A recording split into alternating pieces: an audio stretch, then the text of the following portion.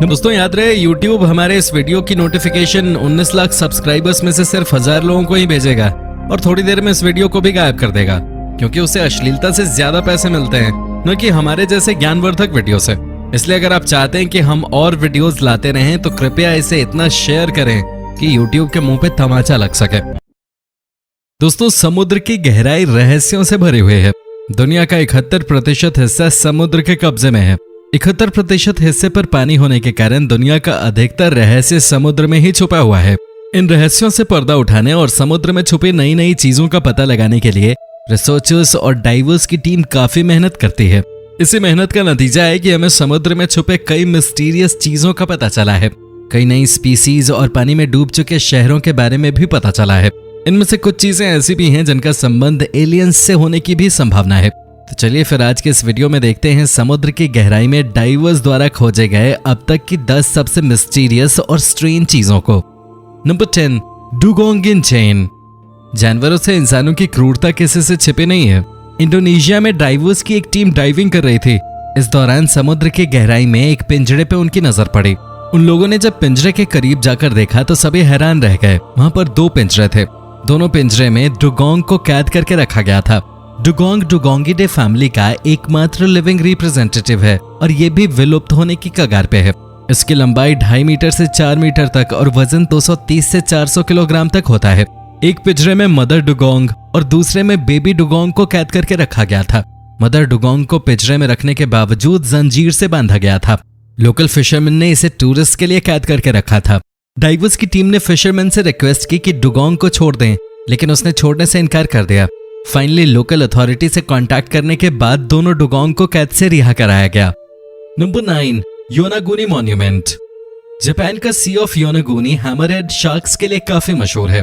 1986 में hammerhead shark की तलाश में लगे डाइवर किहाचिरो अराताके की नजर एक अमेजिंग स्ट्रक्चर पे पड़ी। स्ट्रक्चर को देखने के बाद एक टीम इस जगह पे रिसर्च के लिए गई। इस स्ट्रक्चर को देख रिसर्च टीम हैरान रह गई। सैंडस्टोन और मडस्टोन से बना ये स्ट्रक्चर काफी दूर तक फैला हुआ है।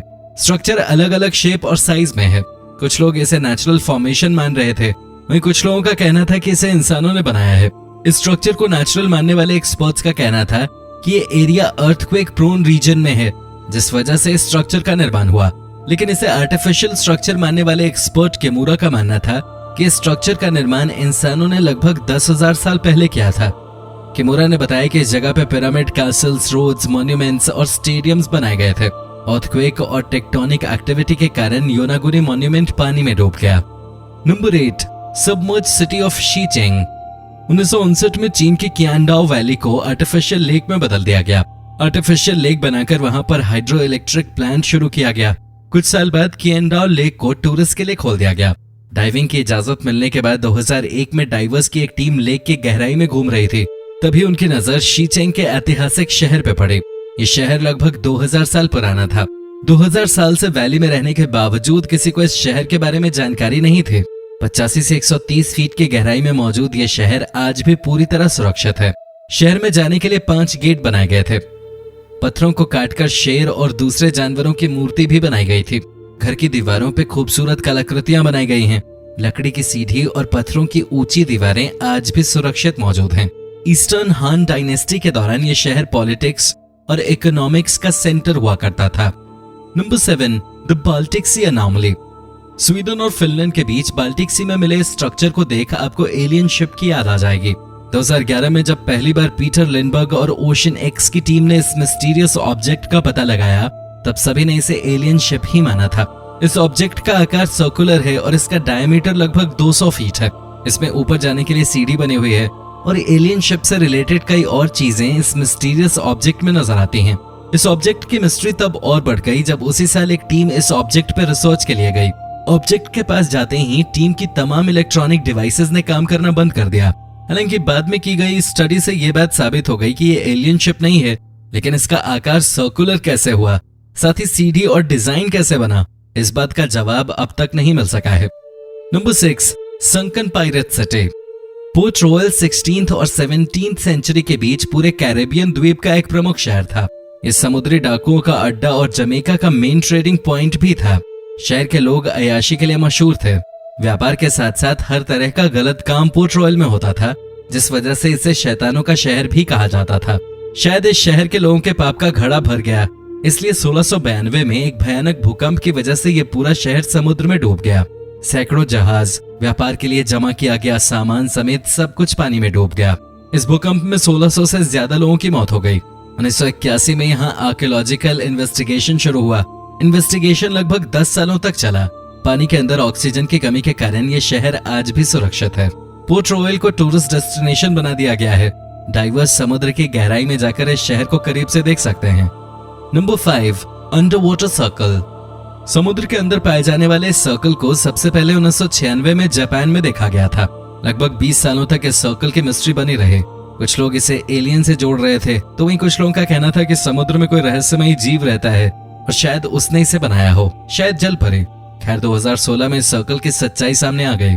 इस सर्कल का संबंध न तो एलियन से है और न ही जल परी से। एक छोटी सी मछली पफर फिश इस सर्कल को बनाती है। मेल पफर फिश फीमेल को अट्रैक्ट करने के लिए इस खूबसूरत सर्कल को बनाते हैं। इसे बनाने के लिए पफर फिश अपने छोटे से पंख का उपयोग करते हैं और जिसका सर्कल जितना खूबसूरत होता है, फीमेल पफर फिश उसी की तरफ अट्रैक्ट होती है। Number 4, Cancun under water museum. Cancun under water museum दुनिया के सबसे यूनिक म्यूजियम्स में से एक है। ये म्यूजियम मेक्सिको के कंकून शहर में कंकून नेशनल मरीन पार्क में है। म्यूजियम में 3 अलग अलग गैलरीज हैं, जिनकी गहराई 9 फीट से 19 फीट तक है। म्यूजियम के निर्माण का काम 2009 में शुरू हुआ था और 2010 में इसे विजिटर्स के लिए खोल दिया गया। कंकून नेशनल मरीन पार्क में कोरल रीफ को विजिटर्स से बचाने और कोरल रीफ के ऑल्टरनेटिव के तौर पर इस म्यूजियम को डेवलप किया गया। म्यूजियम में 500 मूर्तियां हैं। इनमें से ज्यादातर का निर्माण ब्रिटिश स्कल्पचर जेसन डिकेयर्स टेलर ने किया है। वहीं 5 मूर्तियों का निर्माण मेक्सिको के स्कल्पचर्स द्वारा किया गया है। इस अंडर वाटर म्यूजियम में हर साल लगभग 2 लाख विजिटर्स आते हैं। Number 3, under water structure of ज़ैकिन्थोस।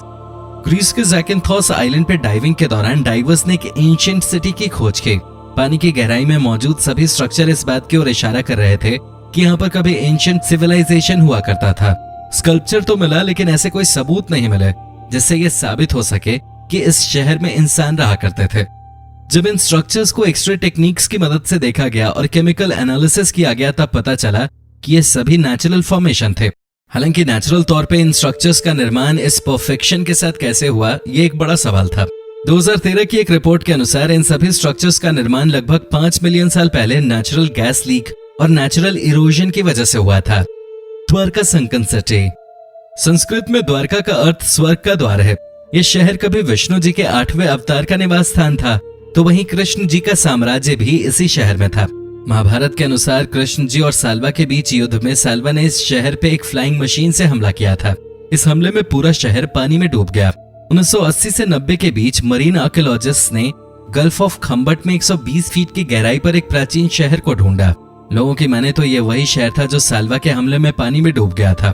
Archaeologist के अनुसार ये शहर लगभग 9000 साल पुराना है। शहर को 6 हिस्सों में बांटा गया था। Residential area, commercial area, garden और आर्टिफिशियल लेक शहर के अलग अलग हिस्सों में मौजूद हैं। आर्कियोलॉजिस्ट के अनुसार 9000 साल पहले आए भीषण बाढ़ में यह शहर पानी में डूब गया। Number 1, giant pyrosome. Giant pyrosome the most amazing creatures में से एक है। आपने ऐसा पहले कभी नहीं देखा होगा। लगभग 60 फीट लंबे और 3 फीट डायमीटर वाले इस क्रीचर को देखने का मौका हर किसी को नहीं मिलता। अगर आपको लग रहा है कि 60 फीट लंबा सिर्फ एक क्रीचर है, तो आपको बता दें कि ऐसा बिल्कुल नहीं है। दरअसल ये एक टाइनी कॉलोनियल ट्यूनिकेट है। लाखों कॉलोनियल ट्यूनिकेट एक साथ मिलकर हॉलो सिलेंड्रिकल स्ट्रक्चर का निर्माण करते हैं, जिसे जायंट पायरोसोम कहते हैं। ये अपना भोजन पानी को फिल्टर करके प्राप्त करते हैं। जायंट पायरोसोम कभी खत्म नहीं होता है। अगर किसी इंडिविजुअल ट्यूनिकेट की मौत होती है, तो दूसरे ट्यूनिकेट तुरंत ही रिप्रोड्यूस करके उस खाली जगह को भर देते हैं। जायंट पायरोसोम से रोशनी भी निकलती है, जो समुद्र में कई मीटर दूर तक जाती है। मैं तो सबसे पहले पानी के अंदर डूबे द्वारका शहर को देखना चाहूंगा। आप सबसे पहले किसे देखना चाहेंगे, कमेंट में जरूर बताएं और साथ ही चैनल को सब्सक्राइब करना न भूलें। धन्यवाद।